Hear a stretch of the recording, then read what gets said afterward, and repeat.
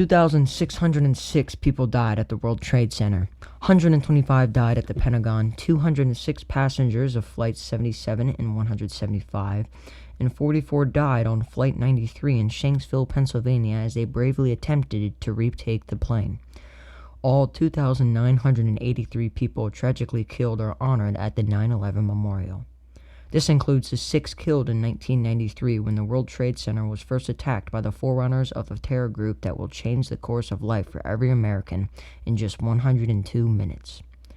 Hello everyone, my name is Logan and this is Better History. Today we're talking about 9/11. I have a lot to go over, so let's get right into it. If you are unaware, 9/11 took place on September 11, 2001. It is the worst terrorist attack in American history.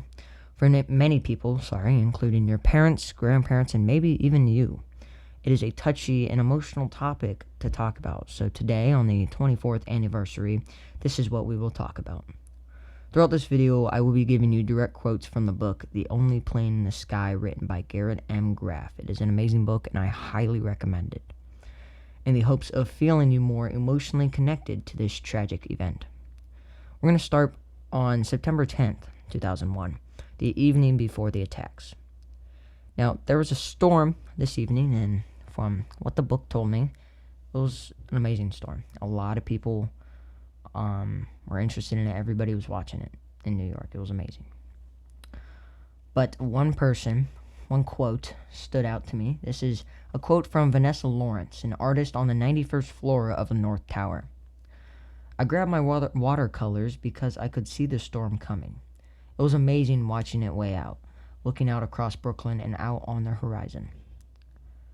Tuesday started off normally with beautiful blue skies. You know, it's funny.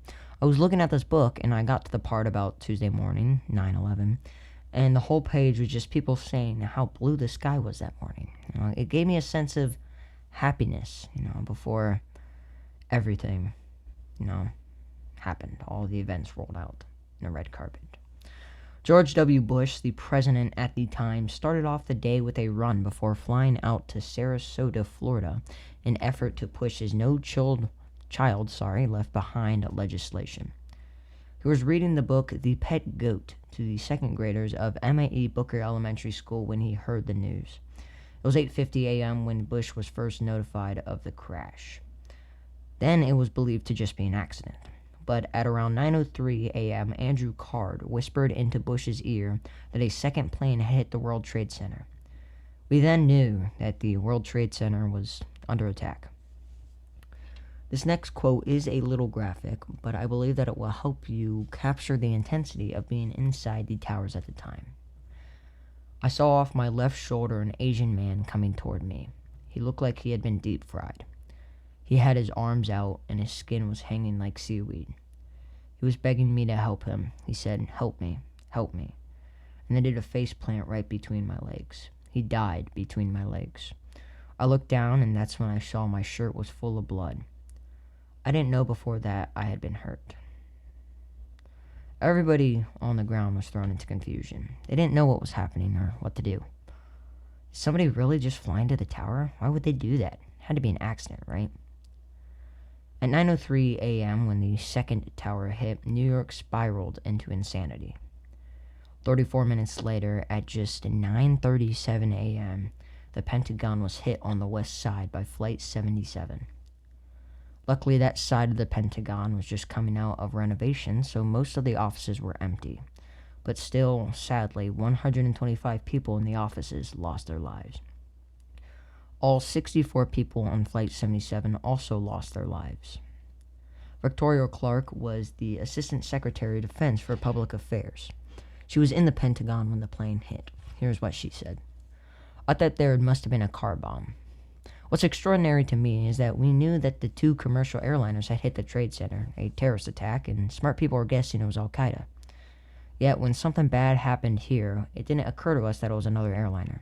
That's how unfathomable it was. It never occurred to us that it was another plane." Now this quote and many others show that even though people knew about the attacks on the World Trade Center, it was so unreal that many people just thought it was a car bomb. The final plane, Flight 93, hit a field in Sandusky, Pennsylvania at 10:03 a.m.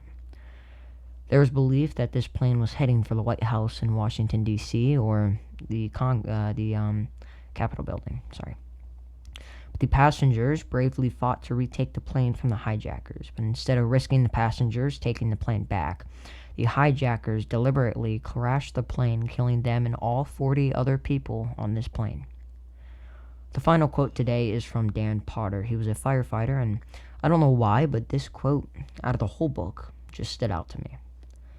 At the end of the day, 60 friends of mine were killed. So were 3 very, very close friends.